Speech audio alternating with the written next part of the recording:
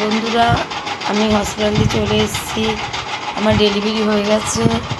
আমার মঙ্গলবার ডেলিভারি হয়েছিল। আমি কোনো ভিডিও দিই না। আমার 2 তারিখে ডেলিভারি ডেট ছিল, তোমরা সবাই জানো, কিন্তু ডেলিভারিটা হয়েছে তার আগে। 2 তারিখে ডেলিভারি ডেট ছিল, কিন্তু ডেলিভারি হয়ে গেছে আমার তার আগে, মানে 24 তারিখ। ব্যথা উঠেছিল হঠাৎ, পরে তোমাদের সবার একটা বড়ো ভিডিওতে বলবো। তো যাই হোক, এখন আমার বেবি ঘুমাচ্ছে। বেবিকে কী দেখা বলেছি, বেবি ঘুমাচ্ছে। আমার বেবি এখানে ঘুমাচ্ছে।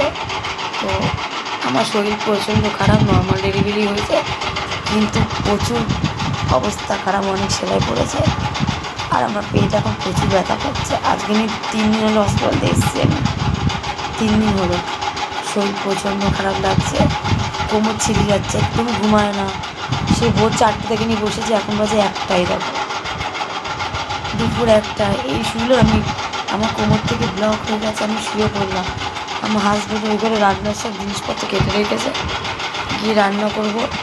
একদম ঘুমায় না, আমাদেরও ঘুমাতে দেয় না। আমরা কত রাত ঘুমাইনি, অনেক কিছু হয়ে গেছে আমার সাথে।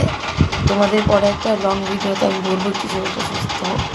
আমার শরীরের অবস্থা খুব খারাপ, একদম কথা বলতে পারছি না, মুখ চোখ দেখে বুঝতে পারছি। আমাকে ব্লাড দেওয়া হয়েছিল, শরীরে ব্লাড ছিল না বলে। বাচ্চার অবস্থা খারাপ ছিল।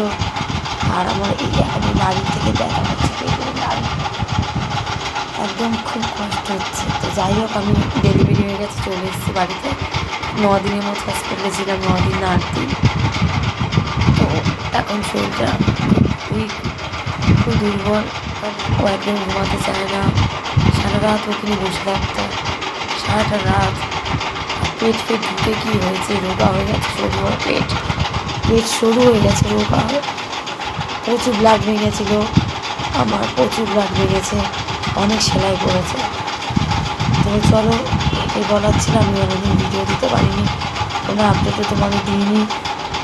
কালকে ডেলিভারির কথা ছিল 2 তারিখ, কিন্তু আমার 24 তারিখ হয়ে গেছে। চলো, সুস্থ হয়ে ফিরি, একটু ভালো করে সুস্থ হয়ে যাই, একটু মানে আগের লাইফটা ফিরে পাই, আগের জীবনটা নর্মাল। তারপর ভিডিও করে তোমাদের আমি সব জানাবো।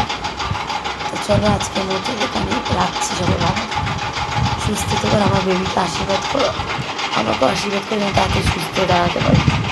চলো, টাটা সবাই।